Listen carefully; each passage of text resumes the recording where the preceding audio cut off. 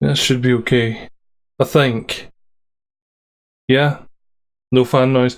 Okay, trial and error, that's all it is. Okay, good. Right, okay, so I'm going to do my intro again. Ready? Hello there, lads and lassies. Welcome back to Dead Secret. As per usual, we're doing this on a Twitch stream, so if you hear me replying to anyone, it's probably because you can't see them because this was originally on Twitch. And if you want to watch stuff like this on Twitch, well, you know where my Twitch channel is. Scottish Geek Plays on Twitch. And for those of you on Twitch, look down there. I'm with Fanatical. You can get good deals on there. You can. Right, let's continue with the game. Let's see how this goes. Right, what were we doing again? What is our objectives here? Talk to Rose. Oh yeah, we had that puzzle book through here I was going to do, didn't I? Chess one. Right, here we go. Right, so... horizontal or vertical move, diagonal move, L-shaped move. L-shaped move. One second. So we've got to go from circle to 1. Alright, circle to 1 would be a knight. They're still going by there. Then 1 to 2 would be a rook. 2 to 3 would be a bishop. 3 to 4 would be a knight. Yeah. Okay. So we did another puzzle. Another lovely puzzle. Anything else around here? There's another puzzle here. Okay. Tricky, I have to figure out the missing suits and cards. Alright.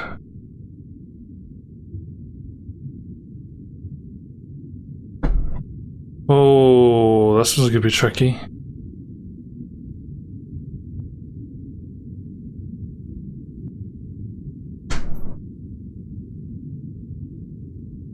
So...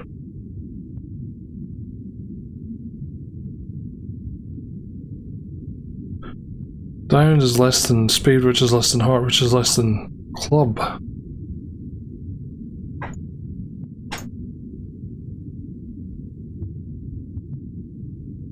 Alright. Don't want to keep turning this around, thank you.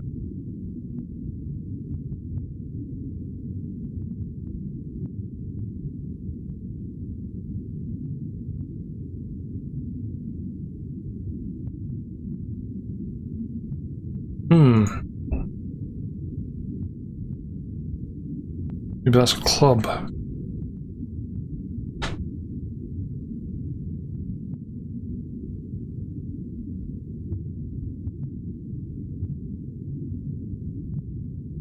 Right, I'm not sure what this one's all about, so we'll come back to that one.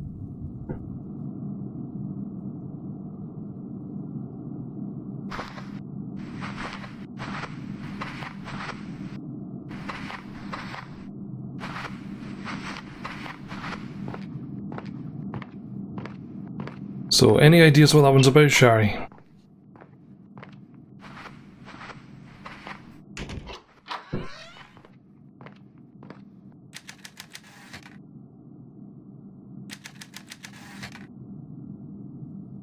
I've read that already. Okay, back into the bed.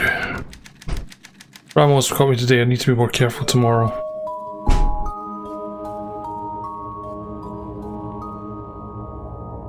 It's an unusual predicament.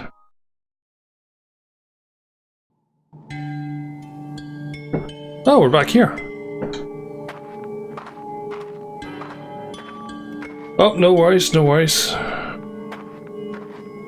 I'll show you the puzzle when we get back to that room. I don't think they're actually necessary. I don't think we actually have to do them.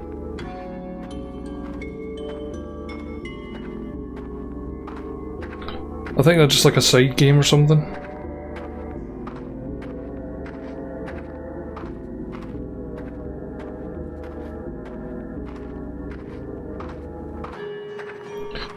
Because you know me, number puzzles. Number puzzles are not my forte. Word games and technical puzzles, yeah. Oh, there's another wee statue.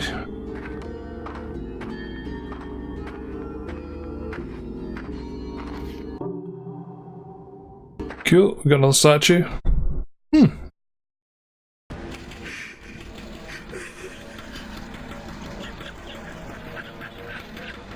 Ooh. I don't like the looks of this.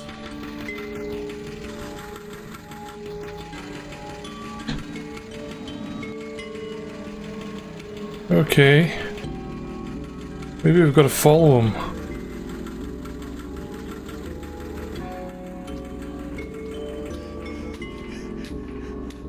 Okay.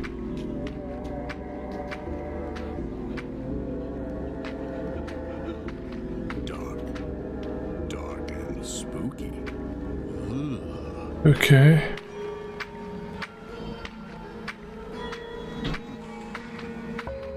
Don't shine the light on him.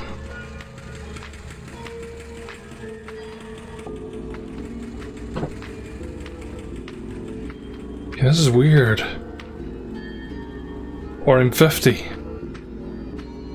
Or I'm 50?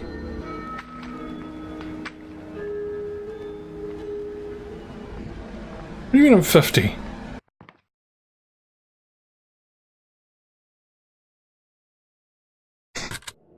Look, Dr. Hathaway, you're my shrink, so I don't expect you to believe that my soul separates from my body, that it's off investigating while I sleep.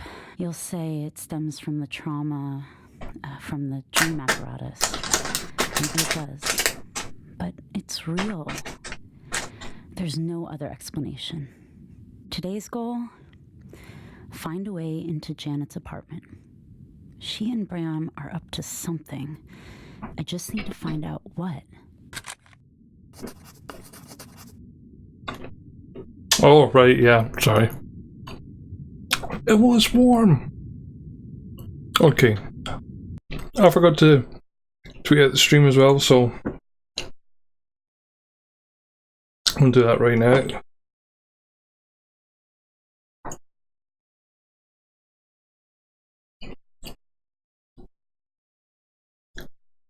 There we go. Stream has been tweeted.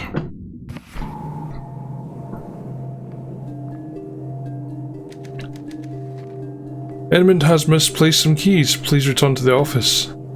Oh, I wonder how that happened.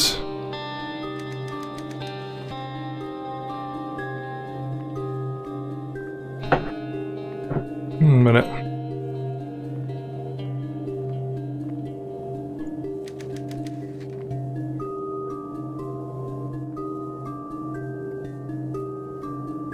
(6211). What if we can phone them? Remember that. 555-6211. What's new? Yeah.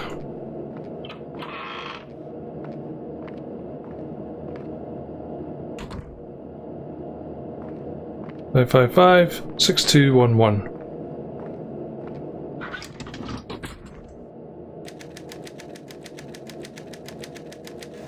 Well, that hasn't changed. Okay, let's try 5 5 5 6 2 1 1.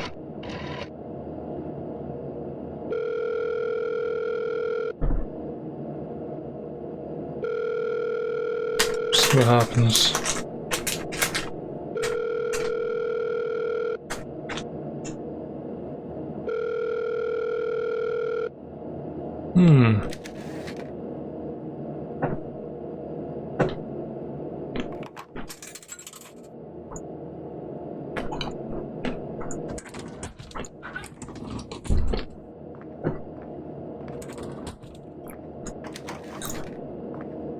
So he's locked the door.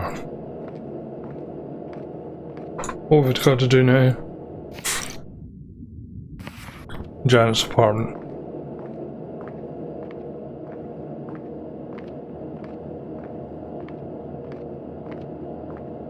Could be up there somewhere.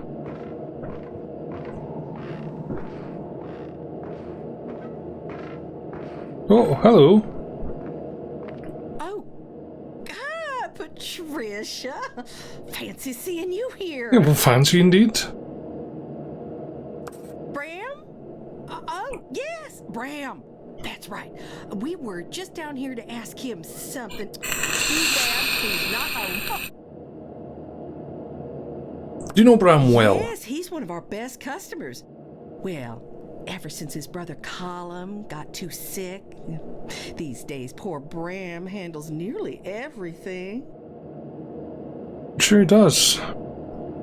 So Bram buys your health drink. No, not the health drinks. We, assist Colum with some of his affairs, that's all.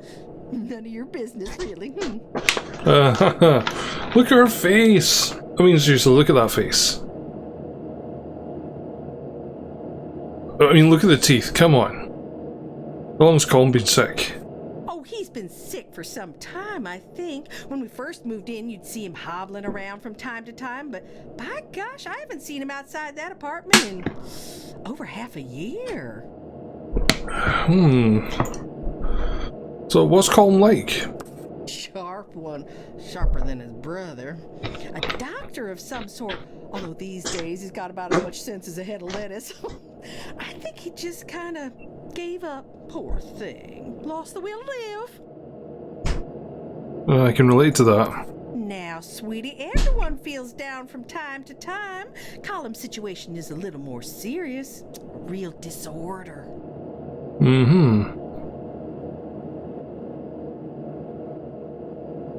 Okay, let's see that one. It sure does sound hard, especially for a young woman. But I'm so glad to hear you're feeling all better. Now, if you'll excuse me, Hubie and I should fly on back to our nest. Ta-ta! Cool, yeah. That's the way I thought. So how they walk. Yeah, they just kind of slide through the stairs. Off they go. I'm going to see if their feet come through the floor. Yeah, there they are. There's their feet coming through the floor. Okay. Let's try knocking on Colin's door.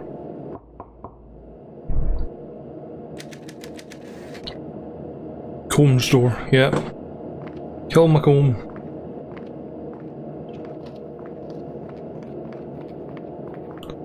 Oh, there he is. You again?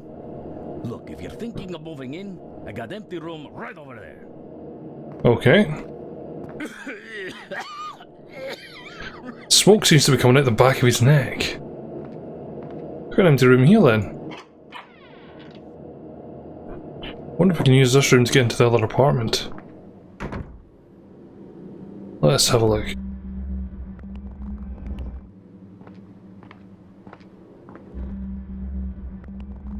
Seek the laughing man, no shortcuts, she's watching.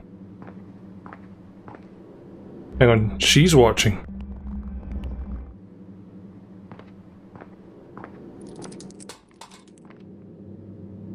What's that? Something dropped down there. You got another tape here? I can see the beacons glowing in the darkness. Even with my eyes closed, I see them. Some objects seem to resonate in the mediofocal field, but I don't yet know why. I found the first one, the statue, buried beneath the ruins of Lowry's house. It's amazing it survived. The rat I found in New York, policeman of a brothel, the watch I took from the breast pocket, a corpse dressed for his funeral. But this one is different. So bright and yet indistinct. It's here somewhere in this apartment. I will find it. Okay, so we're gonna have to look for this thing in the apartment. Still there.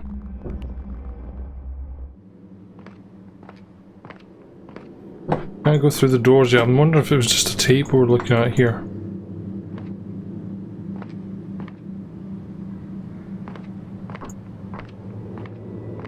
The doors are kind of locked up.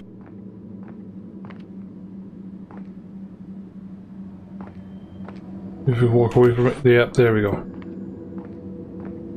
Sigh.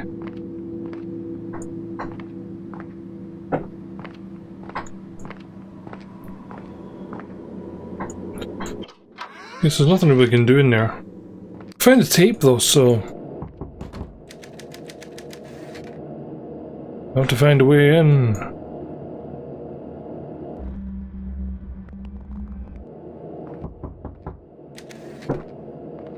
Right, how do we get in? Do we go in through upstairs, or he just leaves cigarettes everywhere? I mean, are these ashtrays just simply for him? Wonder if I can use the upstairs to make my way through the floor to go back downstairs. I don't know. We'll find out.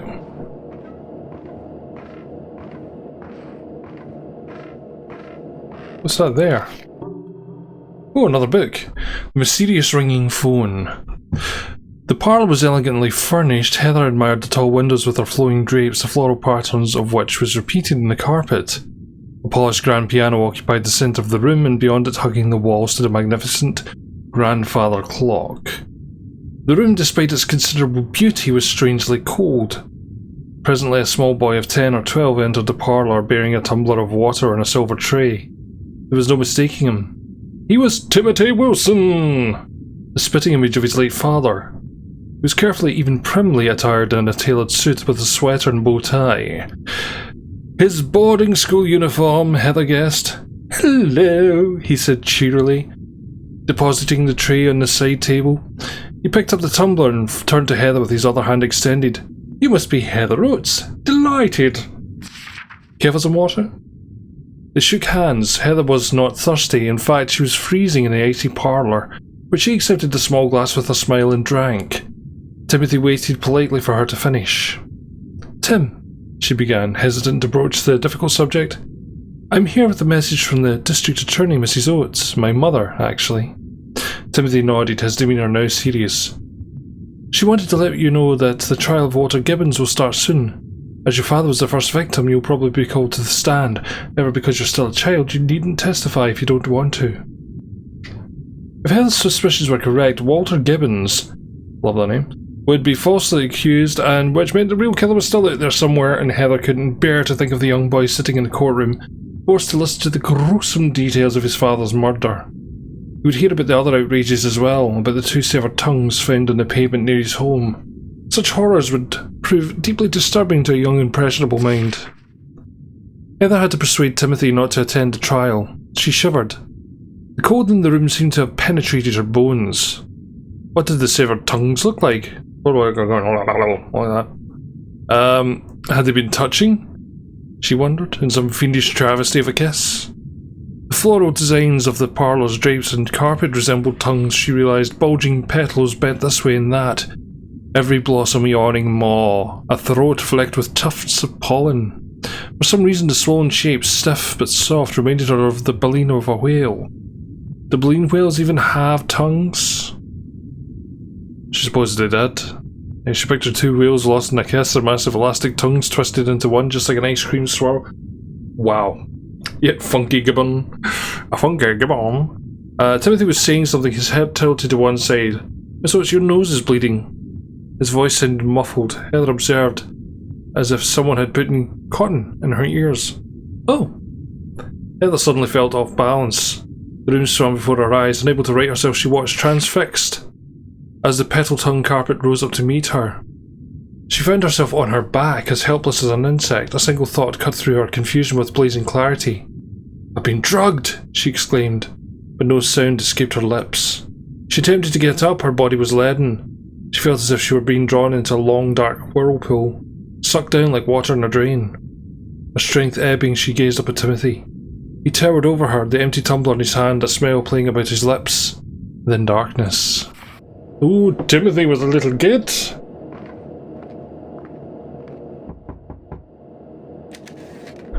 No answer.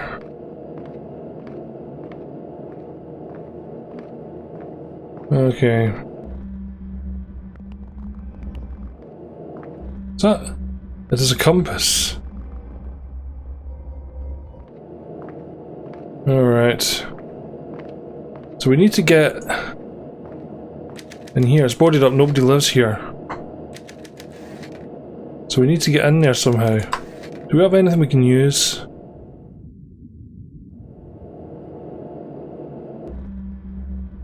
The way is hard.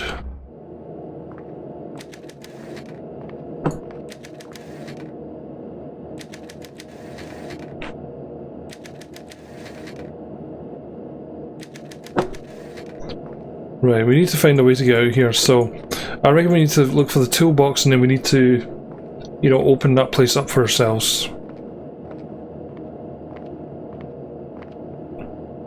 Still a barrier up here though.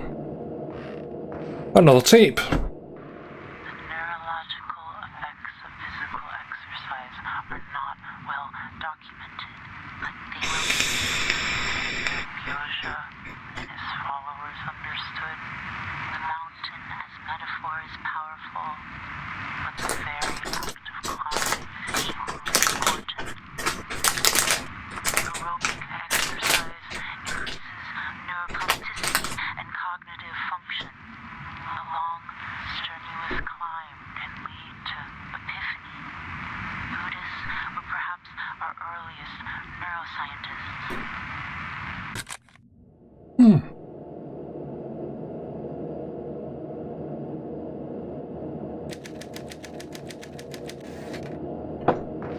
Okay, so we need to find tools.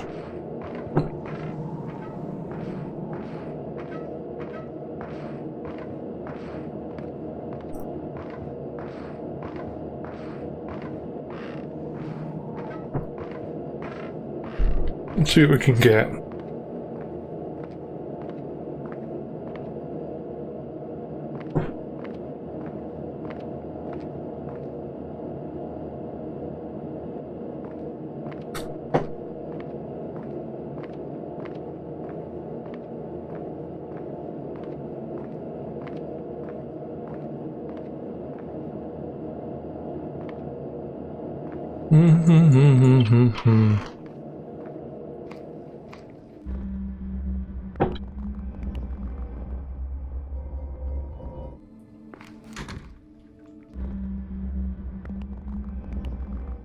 Am I pretty?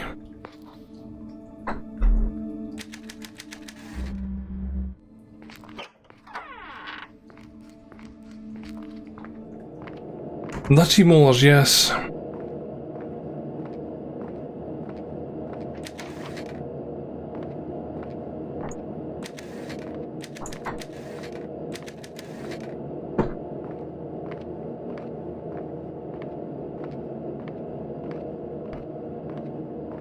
Okay, I'm going back to that spare room because there has to be something in it. Yes,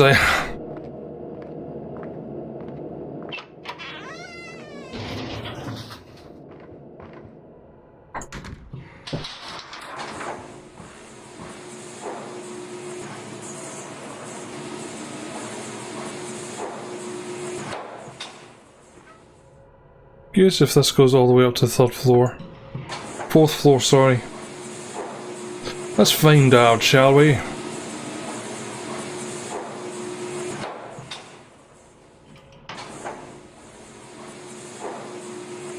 Oh yes it does, okay.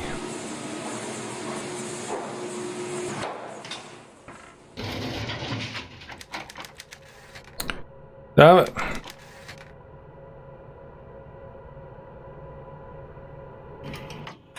Oh well, that sucks. Well, at least we tried.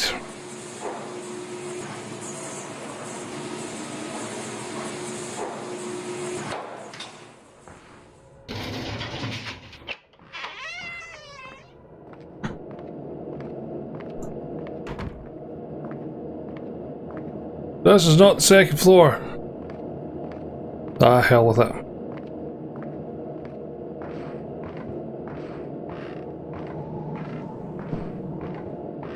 It's snowing.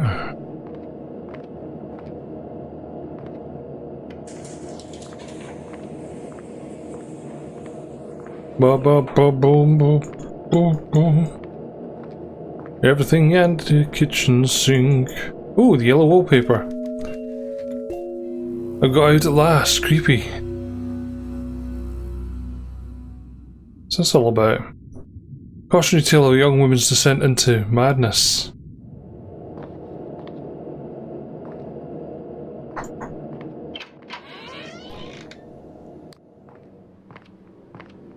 So there must be a way up these.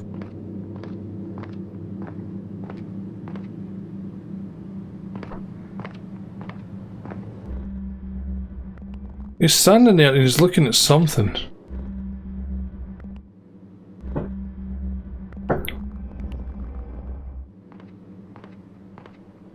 There's a seam in the wall here.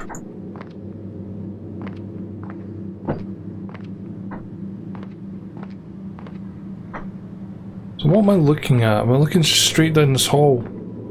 At this door here? Is this where we're meant to go?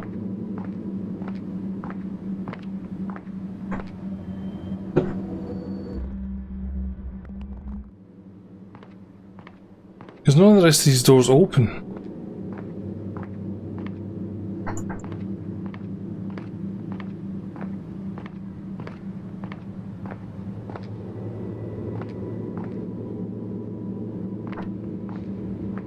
Why is that boarded up?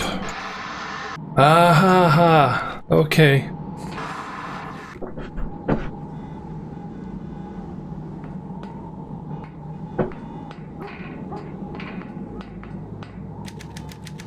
We can get into the window. Nixon proposes truce in Vietnam. Washington, D.C. President Nixon has called on the Viet Cong for a mutual cessation of violence. In a televised speech from the Oval Office, the President asked Hanoi to join the United States in a supervised ceasefire to end the killing. In Laos, Cambodia and South Vietnam, Mr. Nixon conceded that a ceasefire might be difficult to arrange and sustain, agreeing it's always been easier to make a war than to make a truce.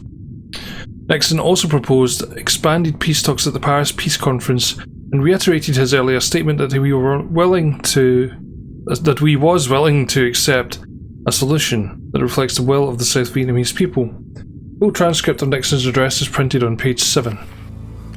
Not really interested in reading that there. Modest dining area seems like it's just usually harming a kid. Another book there. Always watching you, Leslie Peer. Continuing series of the very best nightmare-inducing bedtime stories.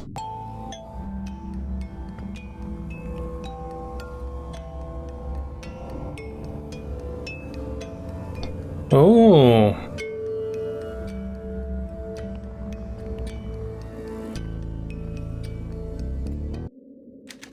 What's in the box? Maybe some butterflies? I don't know. It's another nightmare-inducing bedtime story.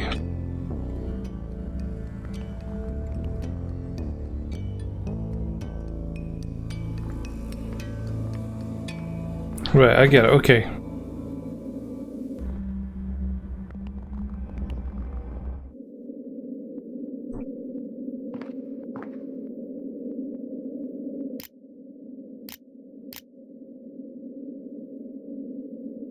Red.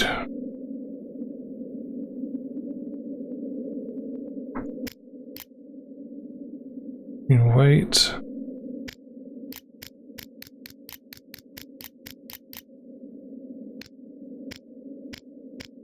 Okay.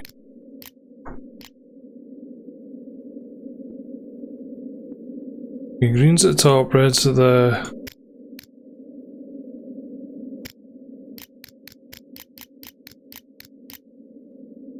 Okay, and this one it's red, white. Right, okay.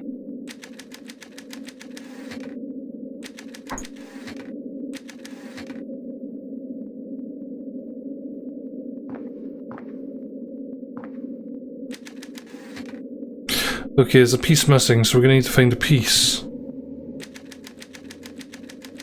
Blocks in the pole to get a prize, okay. We need to find the blocks.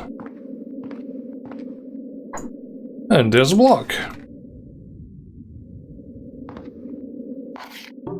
Oh, 4 nights at Frankie's.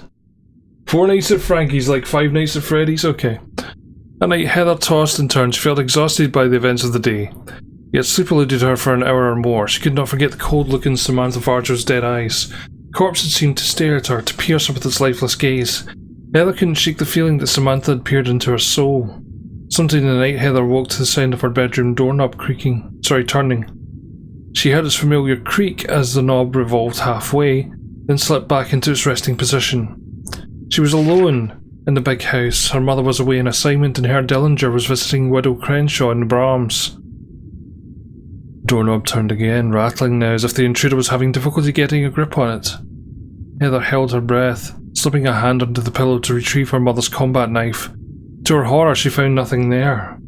Very nice of Frankie Toads. A third creaking turn was followed by the same distinctive click until finally the knob rotated fully and the door unlatched with a dull clunk. Heather heard the whine of the hinges as the door swung into the room. She dropped to her side and laid motionless, pretending to sleep. Someone was moving slowly across the room, each footfall a sticky thump on the hardwood floor. Slowly, haltingly, the intruder grew nearer to the bed, at last coming to a stand directly over Heather. She was conscious of a ragged wheeze of air escaping a punctured tire, and realised she was hearing the intruder breathe. She lay frozen in terror. The darkness, she caught the reflection of the intruder in the bedroom window. The figure turned its head and met Heather's gaze in a glass. Samantha Varjo was still wet from the river. A string of seaweed snaked across her shoulder and across her chest. Her plain brown dress, soaked through, looked almost black against her albino skin.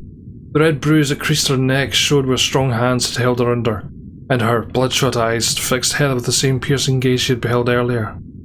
Samantha Varjo opened her mouth to speak. What issued was not a voice, but a whirring sound, rising as if from the depths of a well and spinning forth as a scream, the shriek of a monster sewing machine. Heather watched transfixed as something pushed against the inside of Samantha Varjo's cheek. The shrill sound grew louder, its source bulging her throat, making its way towards her open mouth. Heather saw something move just behind the exposed teeth. It fluttered at the edge of Samantha Varjo's jaw. It looked like a fin. Then Heather woke up. Hey, Beauty Jedi. Waiting for the jump scare. Oh, don't wait for jump scares, man. That makes them worse. So got a photo of a kid. Pretty cute. Okay. Different rooms. Let's see what we got. He's just sort of sitting there. What's he sitting there for? Maybe something underneath the pillow? No? Okay. Moving on.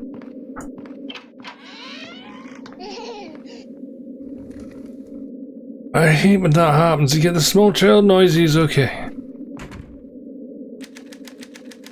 I wrote an essay on unicorns when I was in high school. It was terrible. Come play with us. Sally Cubist. Oh my god, John Kubrick. Okay, twins are also a little bit creepy. Let's see. Okay, continued series of the very best nightmare-inducing bedtime stories.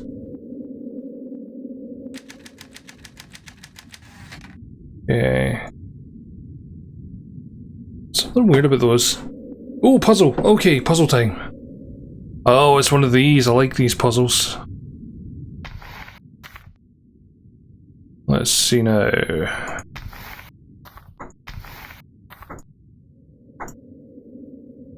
Get you over here. Get you up here because there's a full moon. Put you up. Put you down there. You should be up the top there. Okay, come down here. You go across here. You come up here. These ones can be tricky from time to time.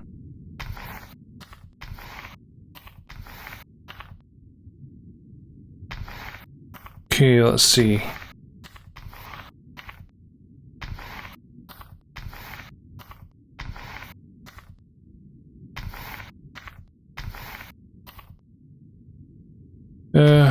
Right. Can we do this? Can we do this? Can we do this? The wolf can stay on the moon for the moment.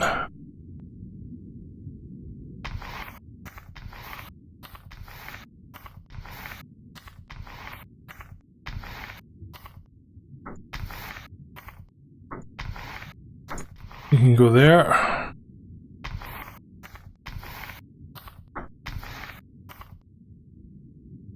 And that one. Done it. Okay. We're good. How's it going, Scott? We got a picture here. An illustration. Right, cool. We've done another puzzle there. Right.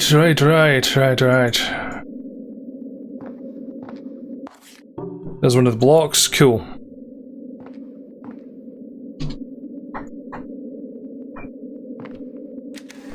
Creepy. Let's see. It's not his fault. He's a mother. One day he will be taken away. Why is he on the... You're doing it for her.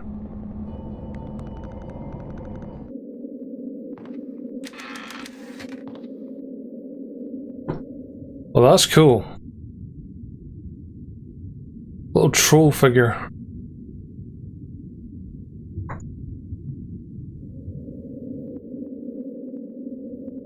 What do we have here?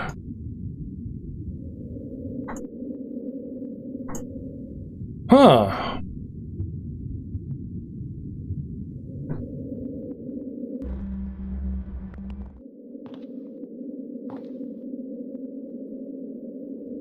Okay, what's this?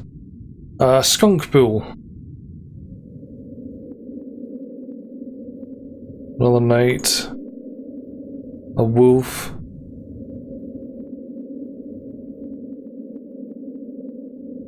And oh, a griffin, okay. Oh god, it's a bloody monkey.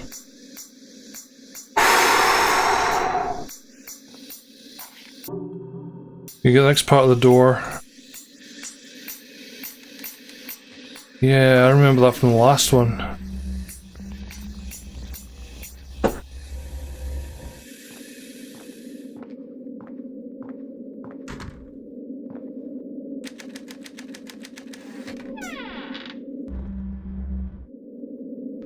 So what's in here that I'm meant to see? This must be something.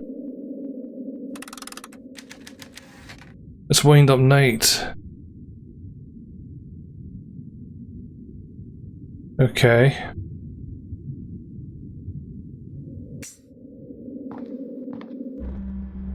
Right, I think... Let's go back through here and let's try and open this door over here. Monkeys and Fallout, oh god, yeah, just... Let's get this piece on here. Okay, let's finish this door puzzle. Red and white at the top, green at the bottom.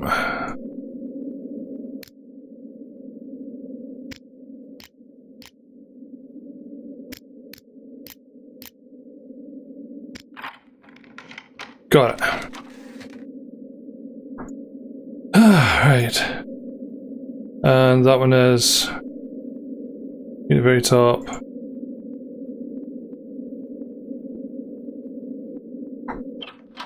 There we are. Focus on the positive, stop blaming him, they'll never find you here. She seems to be right into her artwork though. It's not bad actually. Yeah, studio photo of the baby. Let's see what we've got here. The Office of the Registrar School of the Art Institute of Chicago. Dear Janet Easley, we regret to inform you that the term of your scholarship will expire on December 31st, 1970. Our goal is to support teaching and learning at SEIC by maintaining the integrity of our academic policies and the student information system, while students are free to pursue their own education at their own pace.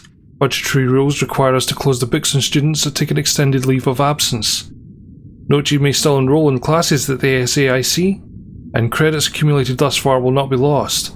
However, your financial aid package will cease to apply at the end of the year. As easily, your status is of great concern to many at SAIC, including the Chair and Department of Painting and Drawing. It is our hope that you will return to our school once your personal matters have been attended to. Best regards, H.W. Lebowski.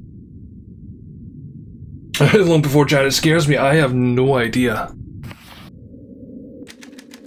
Painting reminds me of Kansas, so I thought I'd never get out. Is that not the pic? That's the artwork from the first game. Oh, there's another one. Purple block. That's us looking. Oh, that's how she knows where we are. Josie really has seen her. She's here. So Janet's seen Josie. I knew she was still about.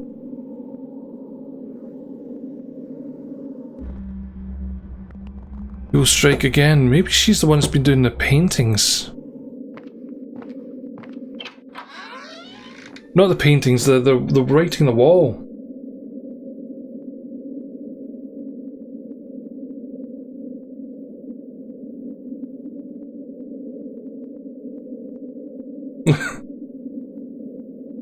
No, Shari's my best friend.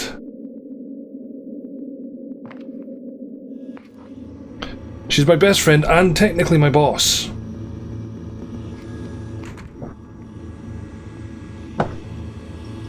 I got some pictures on the wall here. Trying to be like his mom, huh? More oranges and lemons in here.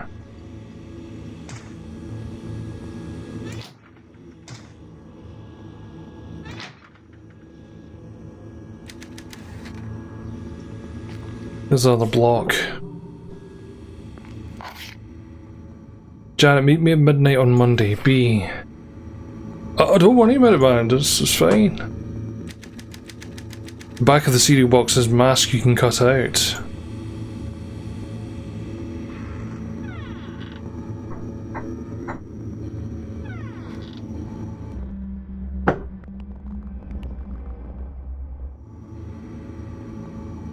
We can make some tea.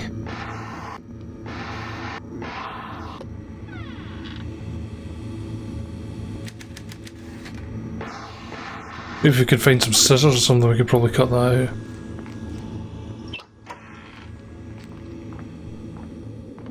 out. Interesting though that she found that.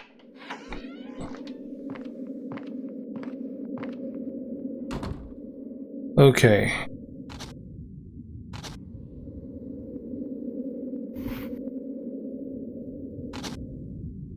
Okay, the illustration here shows us. So it's red fish, blue dragon, green frog, purple snake.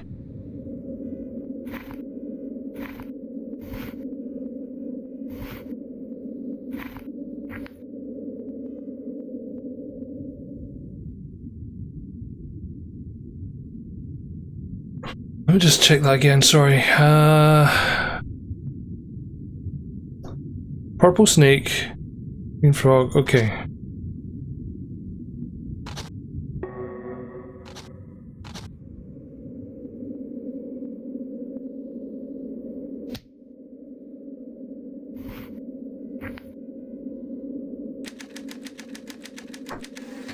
Okay, let's see now.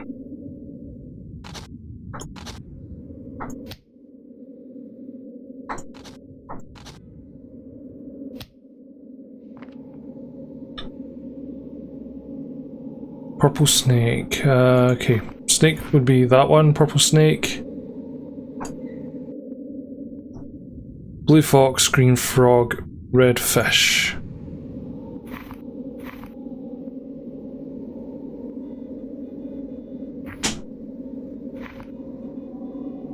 How do we move them? That isn't right, or I don't have the blocks turned correctly. Right, okay, I got it this time. I've got it this time. Just like Skyrim. There have been auto-bodied before on Last Virgin area. I don't know. It's not actually. Nightbot's not actually meant to be part of that anymore, so. So we need the red one first. Okay, so it's a red fish, then it's the blue fox. Red fish, blue fox, green frog, and purple snake.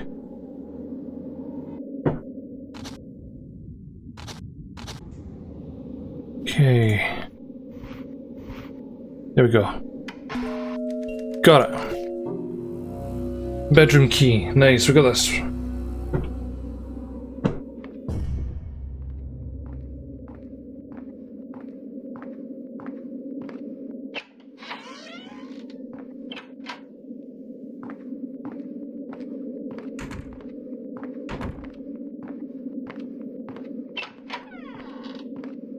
It's a bathroom.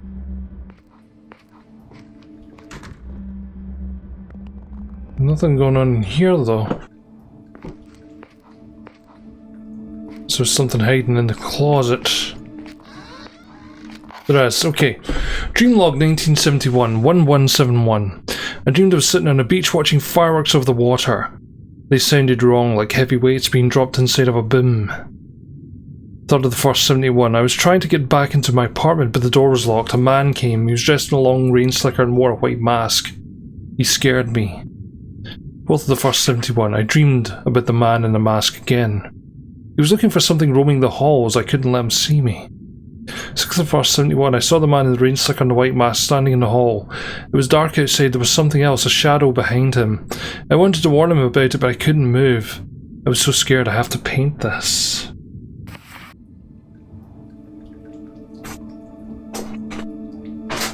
Here we go.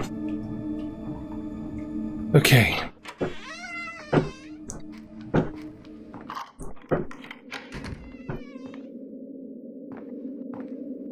What are we gonna find in here?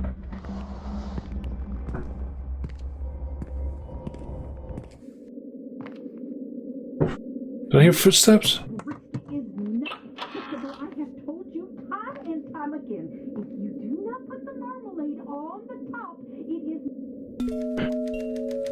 Redison High School. Scarlet Letter.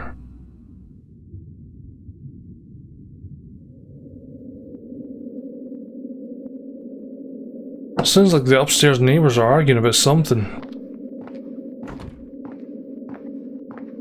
That's what I heard.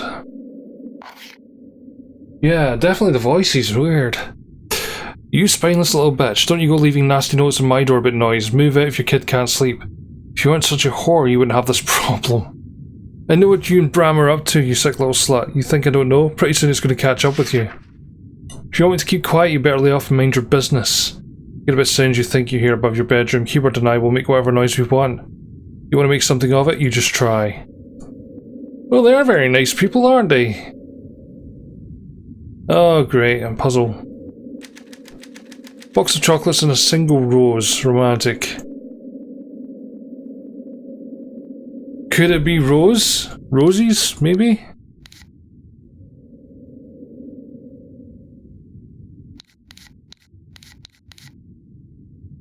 R-O.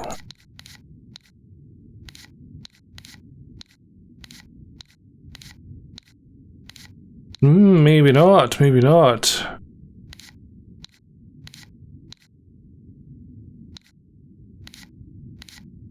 Open? That'd be funny if it was open. Open! Okay. Ha!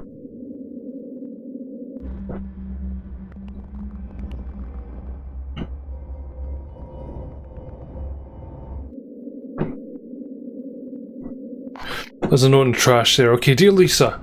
Another Christmas came and went. Mum sent a fruitcake. Sorry I wasn't able to visit. The bus ride is long for Aaron. And seeing his mum again makes him upset all over again. I die a little every time I have to take him away from you. You should see him. He's getting so big he won't even sleep in his crib. Every night he climbs out and crawls into bed with me. I think he's scared because the neighbour's always banging around upstairs. His vocabulary is growing and he has so much to say. He looks just like you. Your Panther friends keep coming around asking me to go to rallies and stuff, telling me to use their stupid code phrases. I told them off last time. What's done is done. I can't be risking my neck and irons for their ego. I get it, I know what they're fighting for, but you're already in jail because of them. Cause isn't worth the sacrifices you made, sis. You're paying for it and I'm paying for it. Aaron's paying for it. He's growing up without his mom because you put politics ahead of the family. I just wish. What do you wish? How do we open this?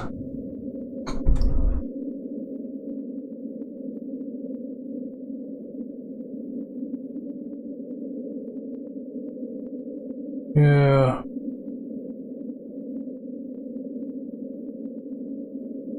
In the bedroom, you turn around, some tries to come through the window. Yeah, that's Boogeyman.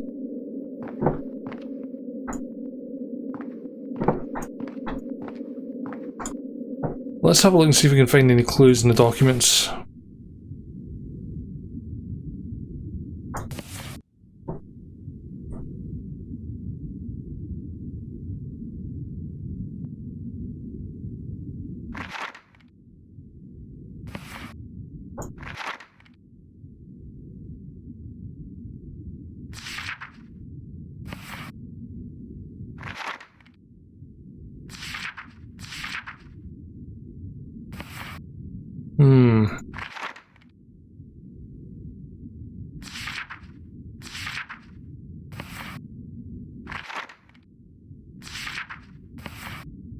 So what could it be? I mean, we're missing a note here, so...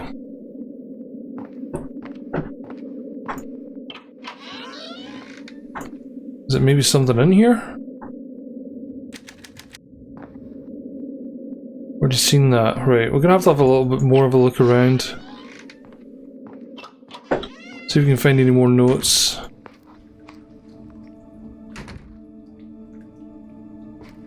I'm not sure.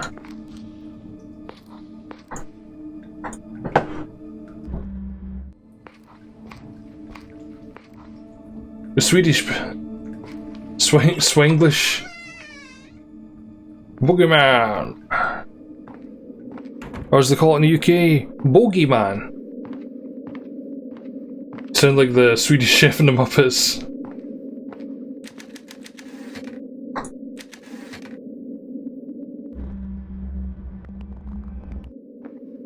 We need to continue our search here. There's going to be something around here that maybe will help us with this puzzle.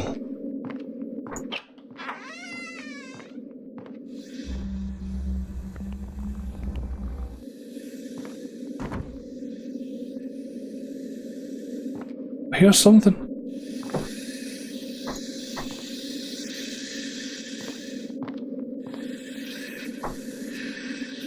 That's weird. Birdie, gurdy, furdy, birdie. What? Oh yeah, Swedish chef. Yeah, sorry, that completely blanked out of my mind for some reason.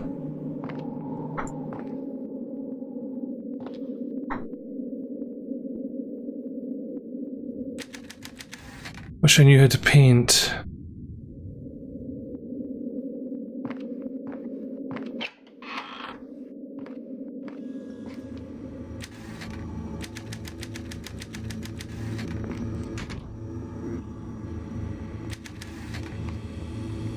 There must be something around here.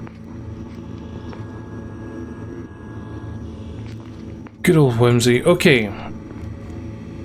What am I missing, guys? What am I missing? There's obviously some notes somewhere. Do you think it's in the kids' room? Please make me a cup of tea. I would love a cup of tea, actually. And by cup of tea, I mean a drink of iron brew. And by drink of iron brew, I mean this, which I'm gonna have a drink of. Not sponsored. That'd be awesome if it was, though.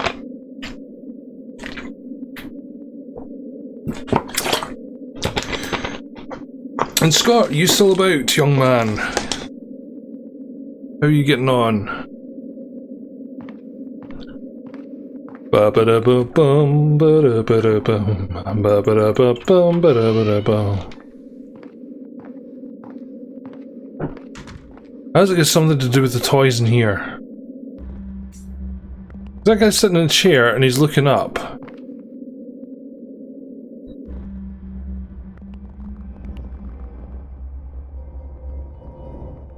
It just is iron.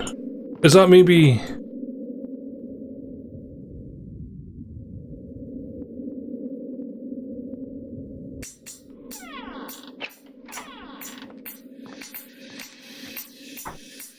I know you're there, dude, but I don't know why you're there.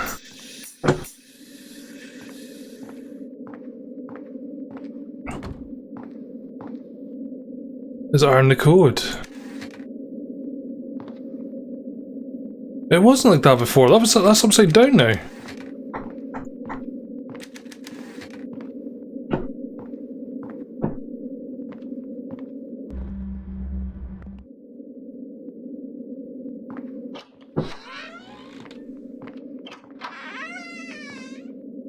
So I'm still missing a letter. I don't know what it is.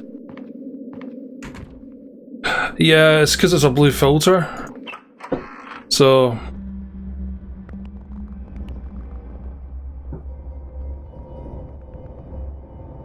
Unless...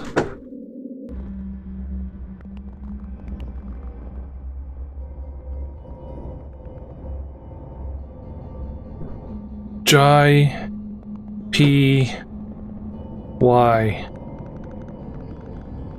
JPY? Or is it just, I think it's just a blue filter. Yeah. That's weird though, isn't it?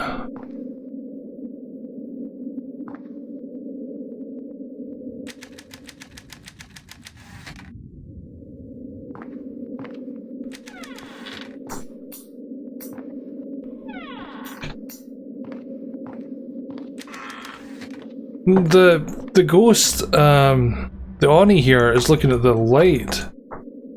I don't know why he's looking at the light. And he seems to be pointing over to this box with the word iron on it. But it's something in here possibly that we're meant to pick up. Yeah, I'll try iron. I'll try iron. I mean, you know, it's gonna be like, you know, oh, so obvious. You know, it's gonna be iron, and I'm gonna be like, well, shit. I should have known that.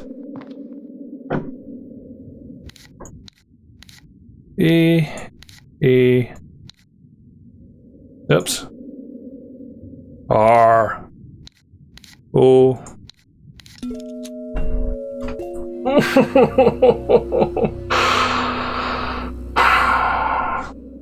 You know what, Sherry? That was very well done. Have a cashew. I'll eat it for you.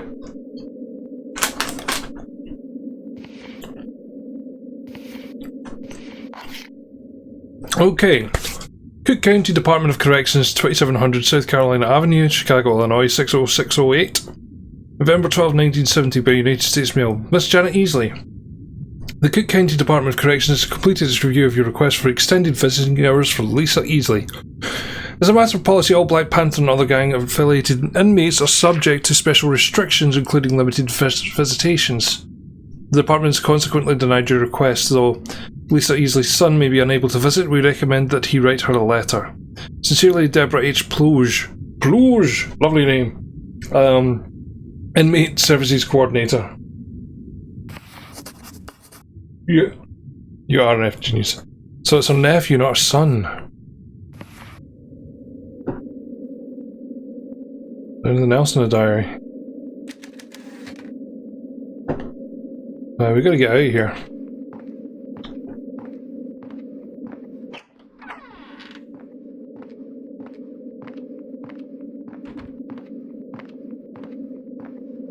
Because it is getting dark.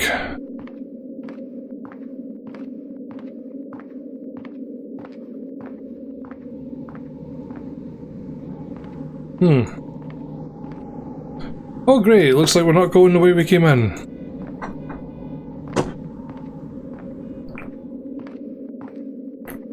Leave him via the front door.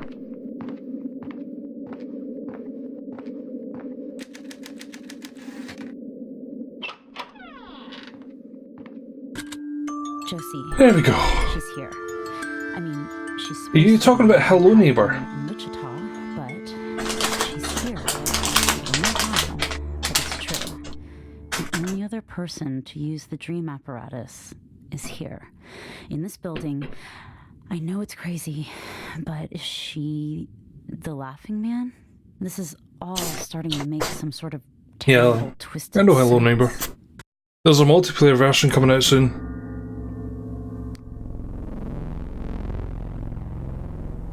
Okay. It's hell of a dark in here. Does just die?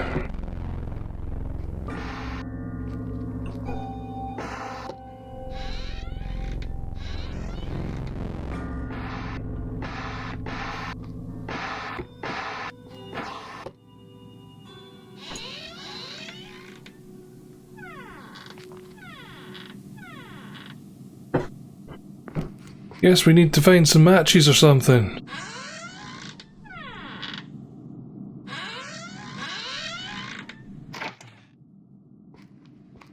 There's matches? No.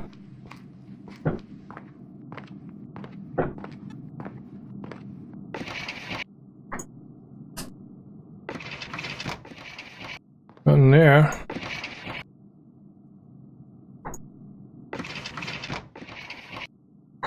Let's see. Matches. It says moon everywhere.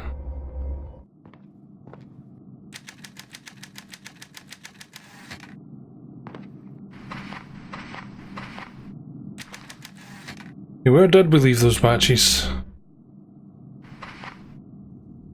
I haven't picked any up. Yeah, I'm cool with those games as well. I do like a good mystery as well.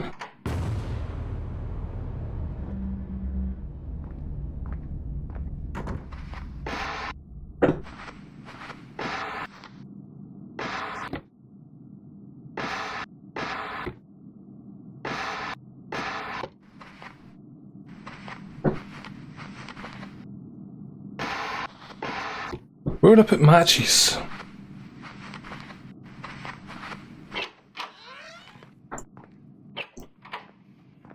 Obviously in the bathroom.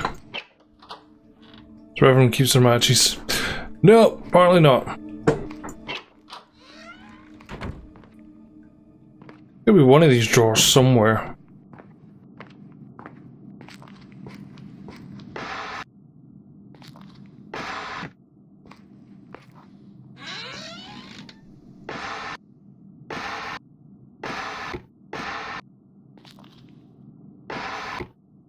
Everyone I know keeps their matches in like kitchen drawers.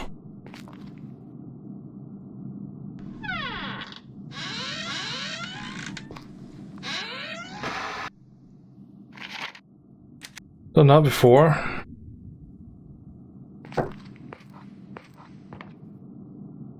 Long dark's quite good. Yeah, I'm not keen on things like PUBG and all that.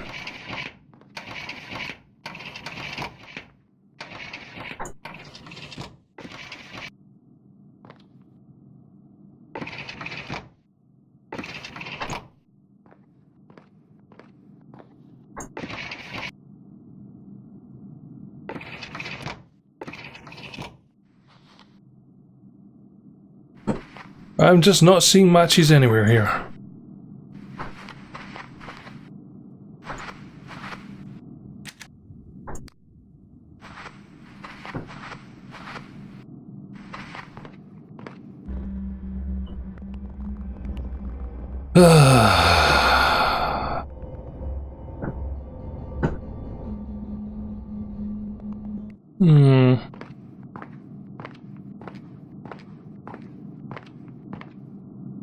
Should possibly have locked that door.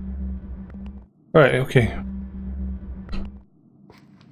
So I'm kneeling. Bottom drawer. I checked that drawer. I'm sure I checked that drawer. Okay, we've got matches now. I just don't know where the candles are.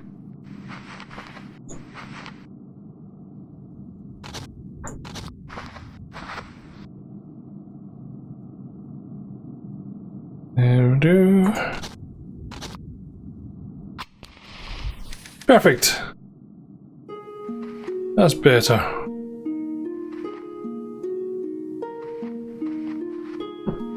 Burned in the apartment now. Now I can read my notes. You focus. I broke into Janet's apartment, discovered something about her I didn't expect. She's not her son's real mother. Okay, right, from what I can tell, she's put her painting career on hold to take care of her sister's child while she's incarcerated. Through her paintings I learned something troubling. Janet's seen Josie Herrera.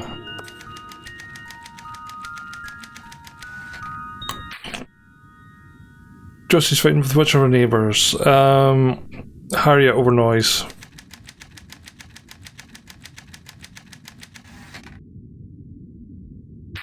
Yeah, that's weird.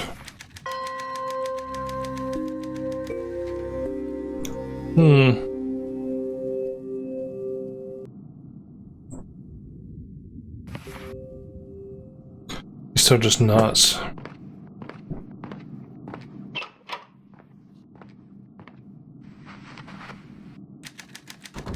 So what is going on with Janet and Bram? So we're gonna get some more answers.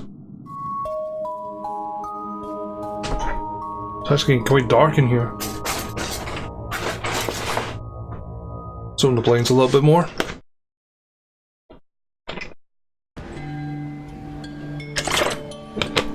Oh great, it's ghost time again.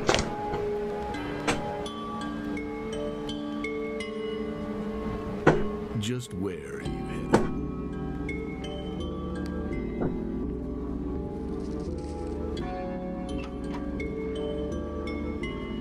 Let's see, where are we going this time?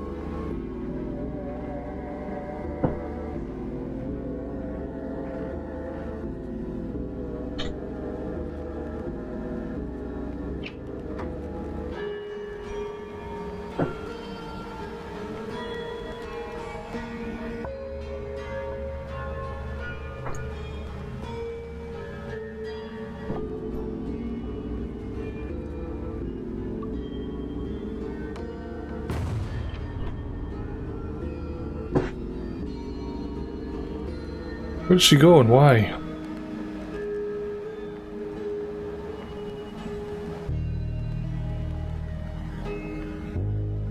She ran from something.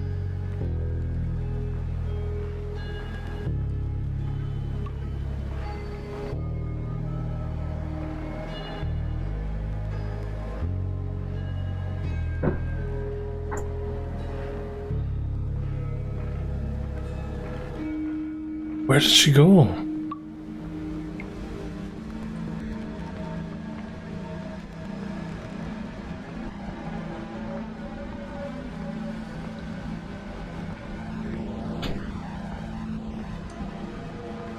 Not there. Through here?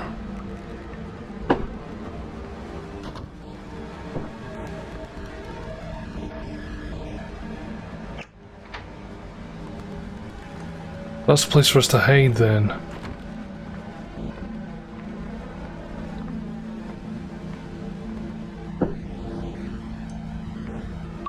This is bizarre.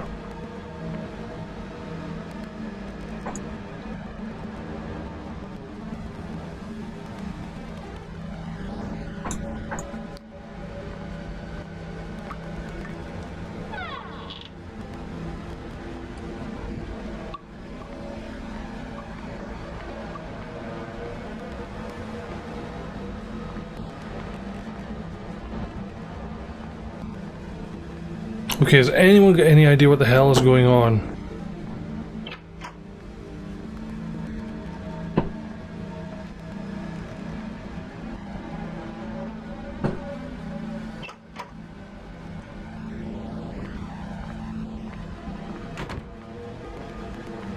Ooh, here we go, here's something. Watch out. This all looks dangerous.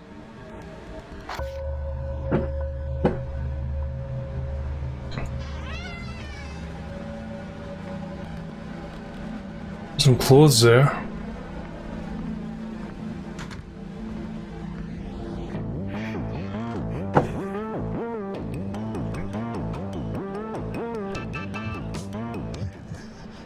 Don't know why I thought this was a good place to hide. He's gonna get us, isn't he?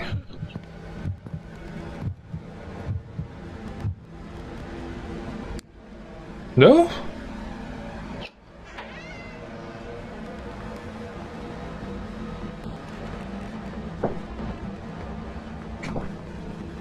We opened up a fresh door.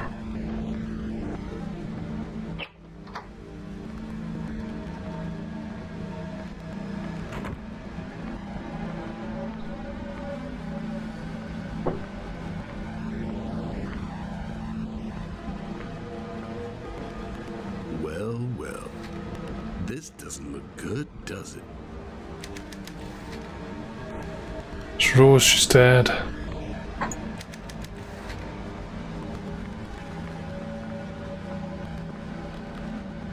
It's you. Seeing what I'm seeing? Yeah, but I'm taking a fireplace poker for some reason.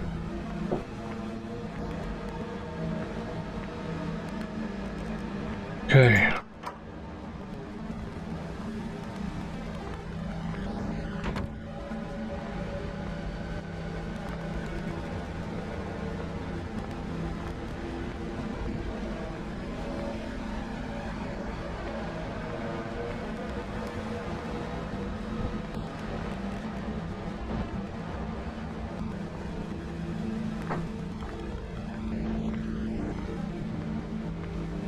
This is the longest we've ever been in a dream world.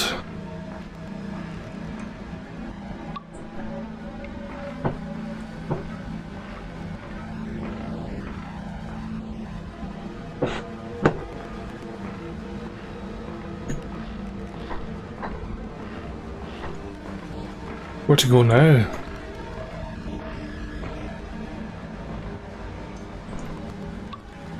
That's the question.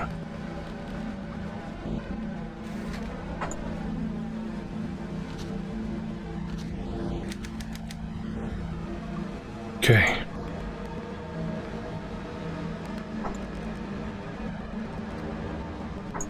Let's go.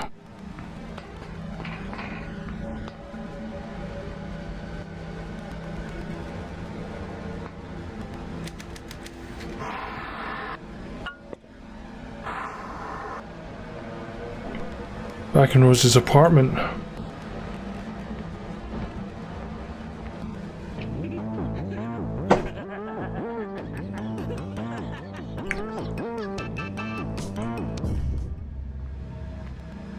Okay, was there no escape there?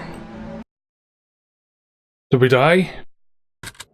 No, we didn't. Dr. Hathaway, I figured it out. Okay, that was weird. Dreams, they're not showing me the future. It's the past. Maybe some kind of repressed memory.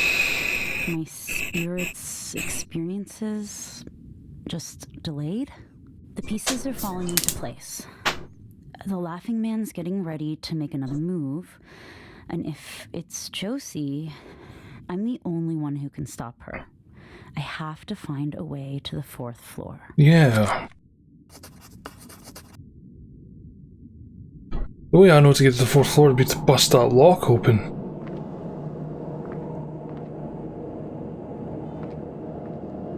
Keys are missing though.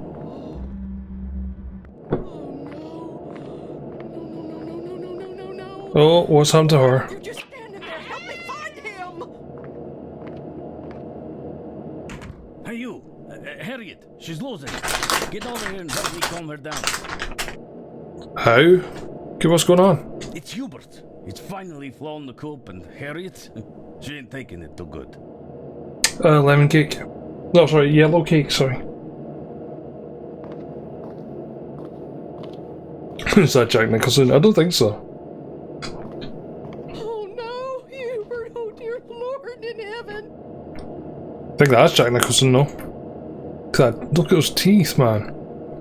Okay, what's wrong? It's Hubert! I can't find him anywhere. He never leaves without telling me. Never. And now he's gone. Gone! Apparently he's gone.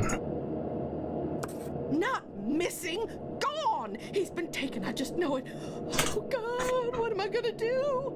Pennywise, yeah. Okay, so tell me what happened, I Harriet. don't know. I mean, I took a little nap, and when I woke up, the door was wide open, and he was gone. Mm-hmm. I'll have a look for Please, clues. Tricia, you have to help me. I don't know what I'll do if we don't find him. No idea. I'm sure you'll do something though. Please help me find him. Sure, spooky lady. Gonna follow me? No, she's just gonna stand there. She'll appear at the top of the stairs and... yeah.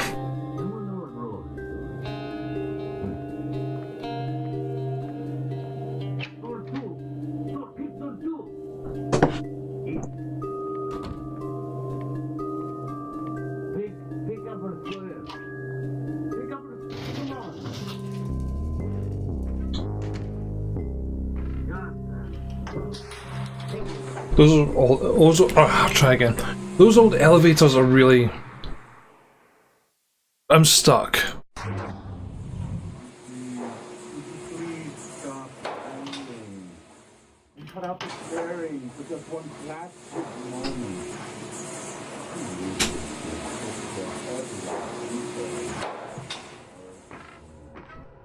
Natasha's a dead giveaway yet. You think you're so fancy with your med school and your fancy boy toys. They'll always put you on a pedestal and look at you. God, you the dream. Heart of Darkness, Conrad wrote, we live as we dream, alone. Okay, now, your shirt. Okay, it's okay. Sit down. First, you get dressed. Then your medicine. Sit down. Good.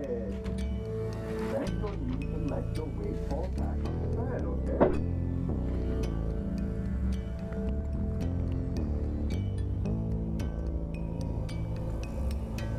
Okay, there's some puzzles here.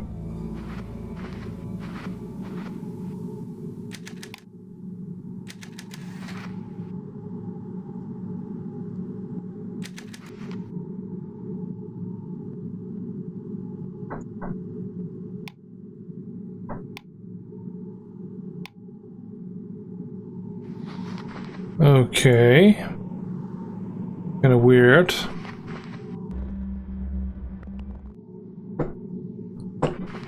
Alright, weird. Okay. Yep. So what happens, bud? That's what happens. Hubert's Diary, Life Day 9.629. When I was 11, I met a witch doctor. He was crouching at the edge of the forest outside my home. I was playing in the yard at dusk and saw him. He beckoned to me. He didn't say he was a witch doctor, but that's what he looked like, straight out of a comic book, some sort of tribal medicine man. Skin like tanned leather, sunken eyeballs. Skeletal frame covered only by a cloth. He wore bendy necklaces, each with a shell at the end, and he rattled as he stood to greet me. He called me by my name as I got close. His voice sounded like a bandsaw chewing through wood. I could see he had little bits of paper wrapped around his wrists and hanging from his wide hat. They twisted in the wind. The witch doctor told me my destiny. He told me what I would do, who I'd become, and he spoke a strip of paper hanging from his hat caught the light of the setting sun, and I could see dried veins within it. The witch doctor made 3 predictions. Yesterday the second came true.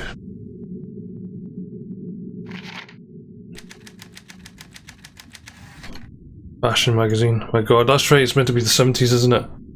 Good old 70s fashion. And a bit of comic book, yay! Okay. Anything getting pointed at in here?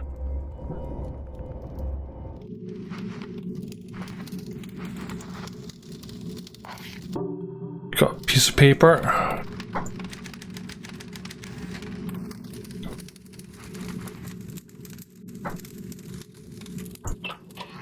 Place is bizarre.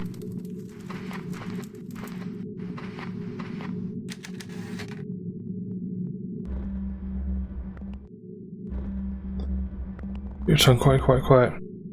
So it's green, white, orange, purple. Green, white, orange, purple. Remember that, would you? Green, white, orange, purple.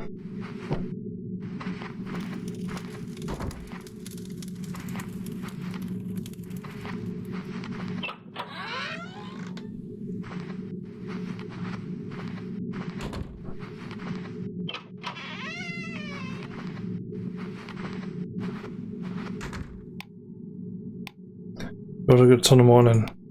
It goes green, white, orange, purple. Aha! You all have these really complicated ways of doing things. Circular piece, okay. So many empty bottles. Got another note here. Dun dun dun. Original formula, discreet packaging. I couldn't even see the word there. Packaging. Feeling down? Need to add some pep to your step? Help is on the way with Hubert's Health Elixir, specially formulated to increase immunity and detoxify the body. Hubert's Health Elixir is a health drink of choice among discerning professionals. Take daily. Hubert's Health Elixir reduces stress, brightens your mood, and eases muscle pain. Word your gal will be a disappointment in your performance. You starting to dread the bed? Hubert's Health... Oh, he's made Viagra. He's made Viagra. Okay. Can help liven up any evening. Share a bottle with someone special, see what turns up. Hubert's Health Elixir is a wonder drink you've been waiting for. Order today.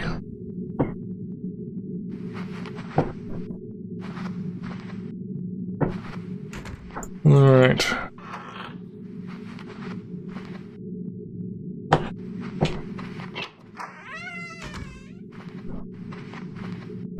So we got random puzzle piece.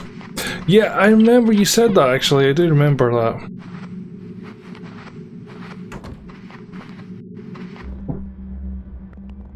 We'll strike again. Okay, we got the piece of this puzzle here. This looks like a fairly standard easy one. Alright.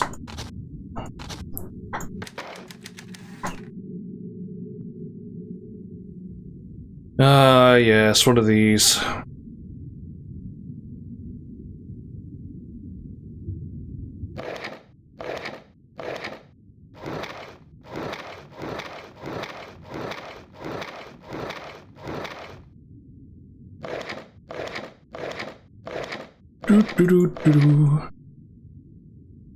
Too far around.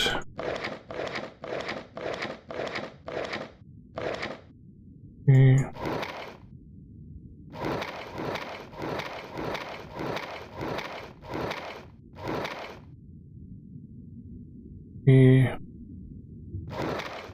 Got it. Simple. It's a cabinet. Honey bun, I'm working in the pantry today. Need 3 specific items to finish it. Pick these up for me. Can of tomatoes, fancy or cereal, and coffee. The hard-working hubby Hubert.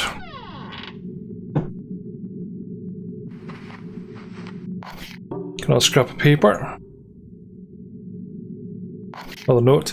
Hubert's diary, life day 15.214.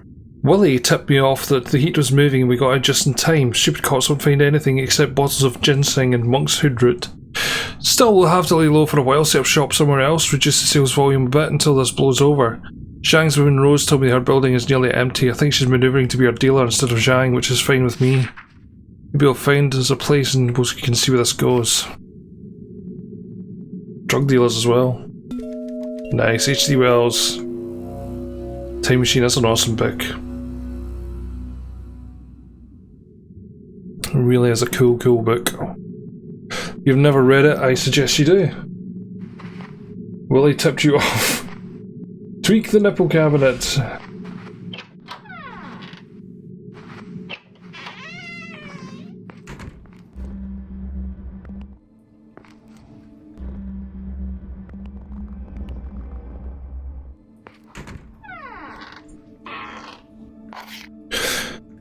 Life day 13.449. Can't believe it, but sold our entire stock of health drinks in 1 hour in broad daylight at $20 a pop. You made just enough to cover rent for months. Harry and I couldn't stop laughing on the drive home. She was right, not only is this more profitable than dealing to kids in a corner, it's a lot less risky too. Nobody bats an eye at a health drink stand at a county fair. We need to find a way to productize this, sell drinks year round. We're going to need a lot more hash and ginseng to make the batches. We'll call Zhang in the morning and see if we can increase our supply. Another milestone. Harriet actually spoke today. It's been months since I heard her voice. I was right in the middle of pitching the drink to a customer and she laid her hand on my arm and said, "That's right." I was so stunned I almost lost the sale. I'd almost given up. Hope of ever hearing her speak again. This is weird because like Harriet's always seemed like the more talkative one to us, right? And Hubert never said anything, but it turns out that Hubert was the talkative one. And Harriet was the... It just gets weirder and weirder. At least we're not expecting people to come into this place and kill us. Okay. flask.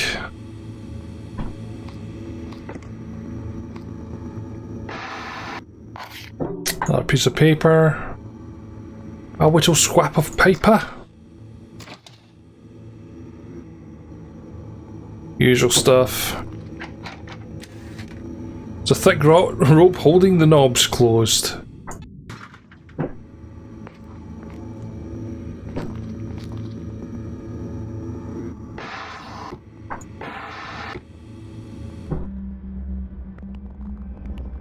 Why is he sitting on the floor?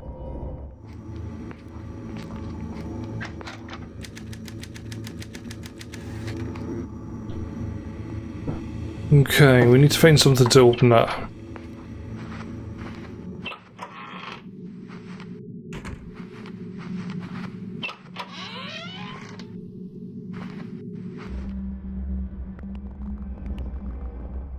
Gotta be something around here.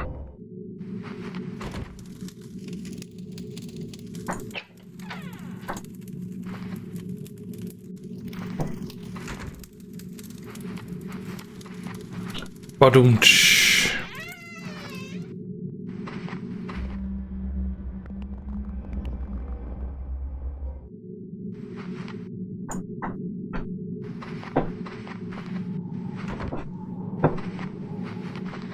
That piece of paper.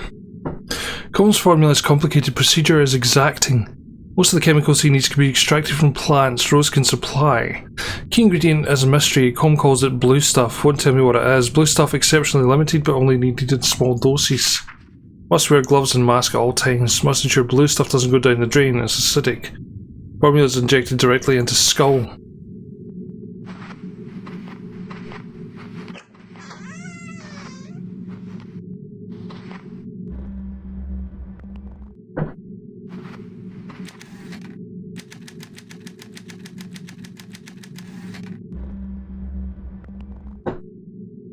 So it's still there, but we've done that puzzle.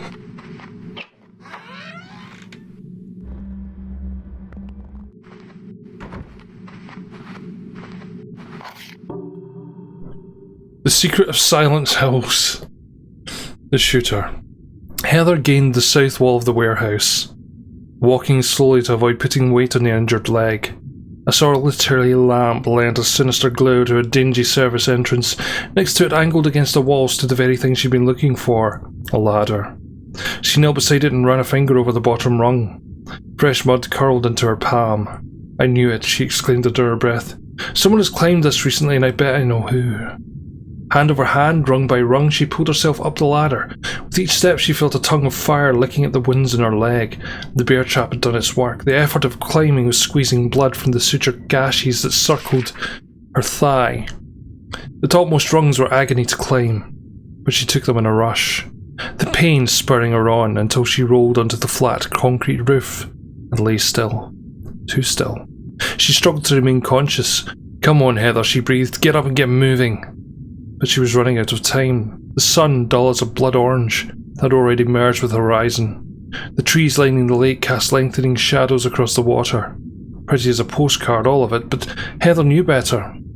This was the scene of a murder, or would be unless she moved fast. She scanned the rooftop as she pulled herself to her feet. There was a uniform slab, punctuated here and there by ventilators. In the daylight it would offer an unobstructed view of the landscape below. With night coming, she could barely make out the road along the lake. But there was no mistaking. In the distance, the steady approach of headlights, the Chancellor's motorcade. Something moved in her field of vision. A shadow had come to life on the far edge of the roof, ducking low. Heather moved towards it soundlessly, fighting back the searing pain in her leg. She watched the dark figure bring a long, thin object down to roof level. It was a rifle. One with an incredibly long barrel, one that could, in the right hand, strike a target half a mile away. She watched in horror as the shooter bent low to line up his shot. "Stop!" she yelled, or tried to. The cry caught in her throat as her leg buckled, forcing her to her knees 15 feet from the motionless shooter. She heard a sound, a faint tick, as the rifle's safety was disengaged. This was it. She had one chance to save the Chancellor. In a single flowing motion, she reached back, made the small blade strapped to her ankle, and flung it with all her strength at the shooter, snapping her wrist as her mother taught her. A shriek of pain told her the blade had struck home. The shadowy form reeled and collapsed. the rifle clattering onto the concrete, then all was still. Slowly and painfully, Heather dragged herself to the sniper's side. He lay face down, slumped in his own blood. The widening pool of which had spread legs and crawled spider-like to the edge of the roof, where it dripped from the eaves. Heather aimed the blade at the shooter's hand, but instead pierced the side of his neck, severing an artery. Her voice came back to her clear and cold in the night. "You rampage agents, here, Cassidy Clown." Gripping the man's shoulders with both hands, she heaved him onto his back. It was not Cassidy Clown. The eyes that gazed into hers belonged to Herr Dillinger. She had failed to notice the distinctive bowler hat, which, having dropped from his head, now lazed in his blood. "Oh, Fräulein," he rasped, "what have you done?"